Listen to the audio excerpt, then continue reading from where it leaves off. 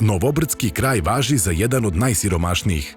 U tom kraju se naših stotinak preostalih sunarodnika iz sela Jasenovik i Boljevac leči u neuslovnoj ambulanti.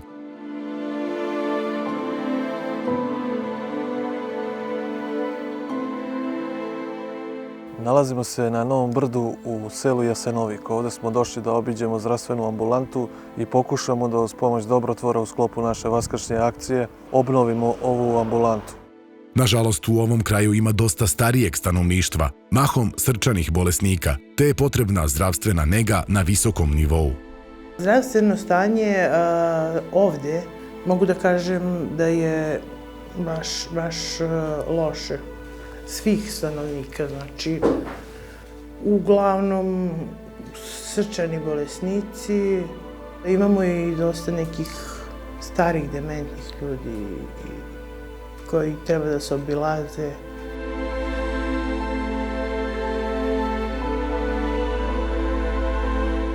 Pružamo to što možemo pomoć. Maltene radi se štapom i kanapom, lekova nema kao što znate.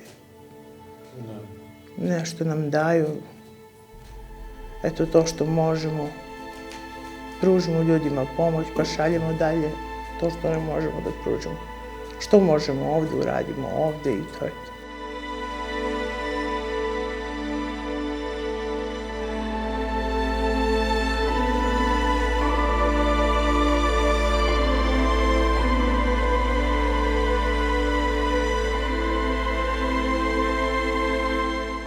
Ambulanta u Jasenoviku zbog čestih nestajanja struje ima problem sa grejanjem, pa nam je želja da u sklopu ove akcije rešimo taj problem postavljanjem dodatne instalacije i opreme kako bi pacijentima i zdravstvenim radnicima pružili odgovarajuće uslove. Trenutno evo, imamo samo ovu peć i imamo grejanje koje nije u funkciji jer nam je u kvaru i inventor, a ovdje zna često da ne stane struja.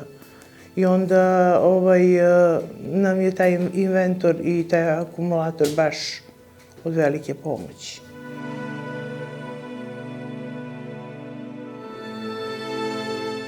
Odlučili smo se da im, pored toplog prostora, pružimo i pomoć u vidu nameštaja za ambulantu, materijala za krečenje, kao i sterilizatora. Pozivamo sve dobre ljude da pomognu koliko su u mogućnosti, da damo vetar u leđa našem preostalom tamošnjem stanovništvu.